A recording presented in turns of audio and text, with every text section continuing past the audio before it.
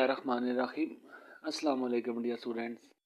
उम्मीद करता हूँ कि आपकी पेपर्स की तैयारी बड़ी अच्छी जा रही होगी और एप्लीकेशन के टॉपिक को लेके जो बच्चों के दिमाग में जो खला है, कौन सी एप्लीकेशन तैयार करें, कोई समझ नहीं लगती कौन सी इम्पोर्टेंट है कौन सी नहीं इम्पोर्टेंट।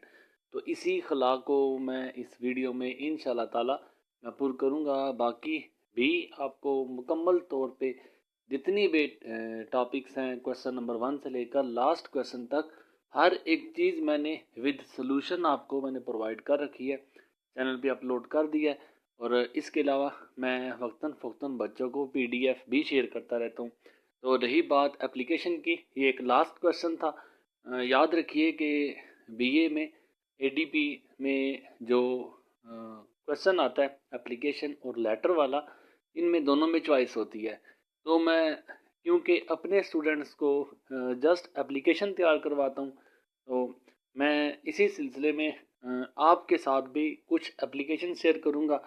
ये एप्लीकेशन तो पास पेपर्स की है, मैं तो सिर्फ अपने बच्चों को 5 एप्लीकेशन ही तैयार करवाता हूँ और इन 5 में से एक ना एक रिपीट हो जाती है, लेकिन फिर भी मैं आपको 5 का नहीं बोलूँगा, मैं आपको तकरीबन 9 एप्लीकेशन दूँगा और विद सोल्यूशन दूँगा।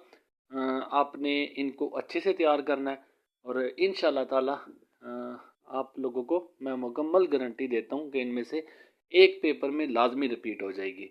तो application for the post of job है, इसको आपने लाजमी तैयार करना है। तकरीबन हर यूनिवर्सिटी में, चाहे वो सरगोदा की यूनिवर्सिटी है, चाहे पंजाब की है या गवर्नमेंट कॉलेज यूनिवर्सिटी फैसलाबाद है, जॉब की एप्लीकेशन लाजमी रिपीट होती है। जो मेरी फर्स्ट एप्लीकेशन है ये वाली, इस फर्स्ट एप्लीकेशन ये मोस्ट इम्पॉर्टेंट एप्लीकेशन है। अगर बाकी सारी 8 एप्लीकेशन एक तरफ है और ये एक एप्लीकेशन एक तरफ है, 60-70% वेट रखती है बाकी सारी एप्लीकेशंस पे। मतलब अगर 100 की परसेंटेज दूँ तो 70% ये एप्लीकेशन इम्पोर्टेंट है। इस एप्लीकेशन को तकरीबन सारे जो यूनिवर्सिटीज़ के पैटर्न में इसे लिया जाता है। इसको मैंने मल्टी एप्लीकेशन लिखा है। जॉब की चाहे किसी भी डिपार्टमेंट में एप्लीकेशन आती है, किसी भी डिपार्टमेंट में, चाहे वो आपका कंप्यूटर से रिलेटेड है, चाहे वो आपका टीचिंग से रिलेटेड है, चाहे आपका बैंक की जॉब है, कोई भी जॉब आती है तो इस जॉब को आपने किस तरह चेंज करना है इस एप्लीकेशन में सब कुछ है। एक बात आपने हमेशा याद रखनी है, जो बच्चे मेरी इस वीडियो को मुकम्मल तौर पे सुनेंगे, इंशाल्लाह ताला मैं आपको यकीन दिलाता हूँ कि आप लोगों का वक्त ज़ाया नहीं होगा। पहले भी मुझे आपके कीमती वक्त का एहसास है। जो काम की बातें होती हैं, मेरे माइंड में जो कुछ भी आता है, मैं कोशिश करता हूँ वो सारा कुछ अपने साथ जुड़े लोगों के साथ मैं शेयर करूँ। इनमें आपने 2 बातें याद रखनी है।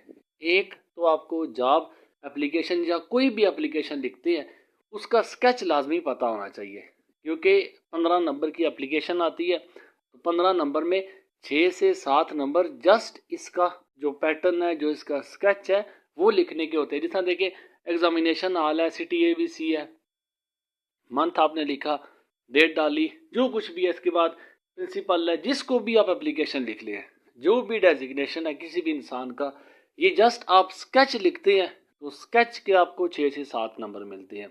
एप्लीकेशन को आपने ज़रूर सुनना है। मैं एप्लीकेशन लिखने का तरीका, लेटर लिखने का तरीका दोनों मैंने अपलोडेड किए हैं। चूँकि मेरी आज की वीडियो इस टॉपिक से रिलेट नहीं करती, मैं जस्ट आपको एप्लीकेशंस जो हैं मोस्ट इंपॉर्टेंट वो शेयर करूंगा, इनमें से जो इंपॉर्टेंट बातें हैं वो शेयर करूंगा। अगर मैं एप्लीकेशन लिखना सिखाना आपको शुरू कर दूं, फिर मैं अगर आपको बताऊं कि जॉब एप्लीकेशन को आपने किस तरह चेंज करना है, तो ये मेरा टॉपिक बहुत बड़ा होता जाएगा। तो जितनी वीडियो की लेंथ बनती जाती है तो जो स्टूडेंट्स हैं वो इतने ज़्यादा वो इस वीडियो को लाइक नहीं करते कि ज़्यादा लेंथ बने, तो इसलिए मैंने दोनों वीडियो अलग से अपलोड कर रखी हैं। जो एप्लीकेशन लिखने का तरीका, अगर आप चाहते हैं कि हमारे 6 से 7 नंबर मुफ्त के मिले तो आपने उस वीडियो को लाजमी सुनना है। पूरा डिटेल के साथ मैंने समझाया हुआ है कि एप्लीकेशन लिखते हुए आपने किन बातों का ख्याल रखना है और किस तरह आपने एप्लीकेशन लिखनी है। दूसरी ये वीडियो जो आपको मैं दिखा रहा हूँ जॉब एप्लीकेशन वाली है, मैं दोनों का लिंक डिस्क्रिप्शन में दे दूँगा, आप वहाँ से देख सकते हैं। एप्लीकेशन के नंबर लाजमी लेने हैं, क्योंकि दरमियान में जो कुछ भी लिखा जाए उसके 2-3 नंबर मिल ही जाते हैं, लेकिन स्केच अगर आपको आता होगा उसके 5 से 6 नंबर होते हैं। इन शॉर्ट ये कि आप 15 में से अगर आप कुछ ना भी करें ना तो आप 8 से 9 नंबर आराम से गेन कर सकते हैं। देखिए, एक तो बात आपको मैंने बता दी कि आपने एप्लीकेशन लिखना लाजमी सीखना है। दूसरी बात यह है कि इस जॉब की एप्लीकेशन जो सबसे पहली एप्लीकेशन है, जॉब की एप्लीकेशन आपने किस तरह चेंज करनी है। जिस तरह देखिए, मैंने इस एप्लीकेशन को लिखा हुआ है, मैंने किसी एप्लीकेशन की जॉब को मैंने मेंशन नहीं किया। क्यों? क्योंकि आपकी जो एप्लीकेशन की जॉब पेपर में आएगी, एज ए क्लर्क के तौर पे आपने अप्लाई किया है, एज ए मैनेजर के तौर पे है, या आपने एज ए स्टाफ के तौर पे या एज ए टीचर के जिस भी अकॉर्डिंग आपने अप्लाई किया है उसी के अकॉर्डिंग आपने यहाँ पे चेंजिंग भी कर देनी है।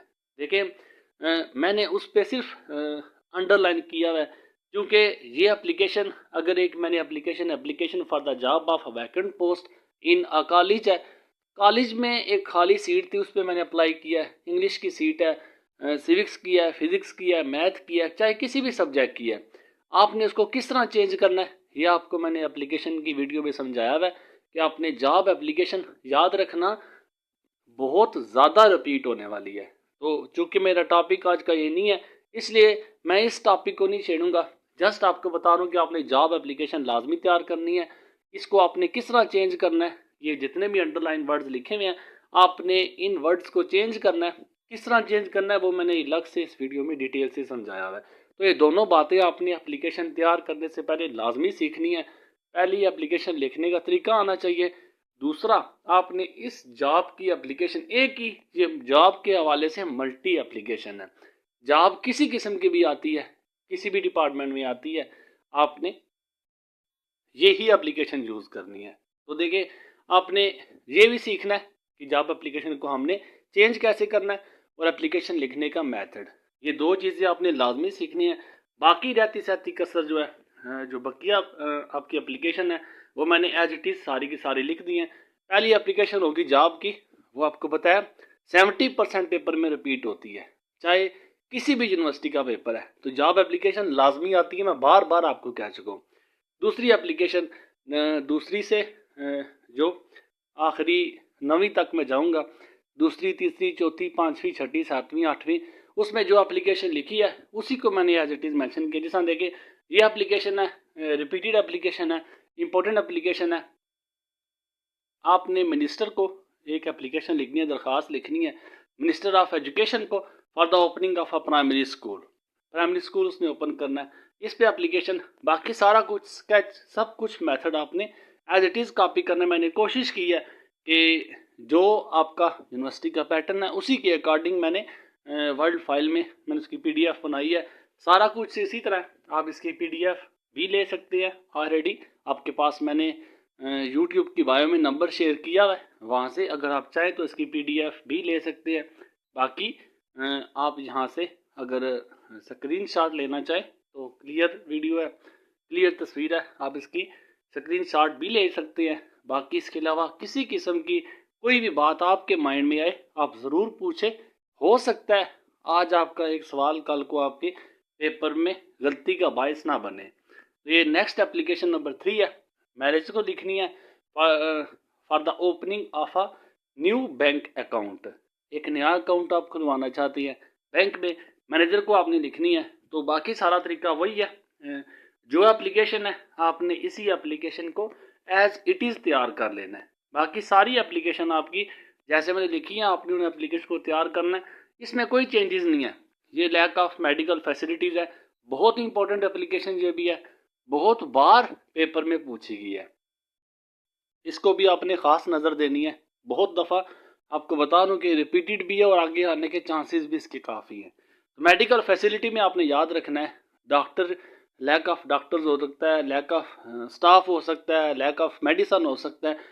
मैंने medical facility, lack of medical facility, तो इसमें किसी चीज़ की भी कमी हो सकती है, सारा कुछ इसमें लिखा है। अगर मेडिकल स्टाफ नहीं आता, अगर आपकी एप्लीकेशन में आता है लैक ऑफ मेडिसन, तो जस्ट आपने यहाँ पे चेंज कर देना lack of medicine, lack of doctors, जो भी आपका टॉपिक आता है मेडिकल के रिलेटेड किसी चीज़ की भी कमी आती है आपने इसके रिलेटेड यहाँ पे वैसी ही एप्लीकेशन है, आपने इसी को चेंज करना है जस्ट इसका जो टॉपिक होगा जो आपके पेपर में दिया गया मेडिकल से रिलेटेड, आप सब्जेक्ट में उसका टॉपिक लिख देंगे, बाकी सारी एप्लीकेशन सेम टू सेम आपकी वैसे ही रहेगी। तो ये मेडिकल के बारे में एप्लीकेशन थी।